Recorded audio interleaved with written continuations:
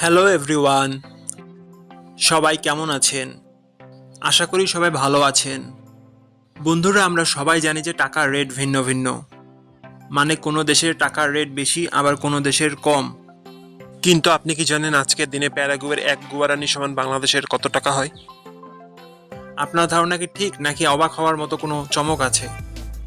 এই ভিডিওটি বিশেষভাবে আপনার জন্য তৈরি, তাই শেষ পর্যন্ত দেখুন।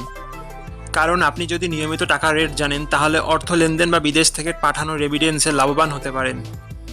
আজ বৃহস্পতিবার 14 মে 2026।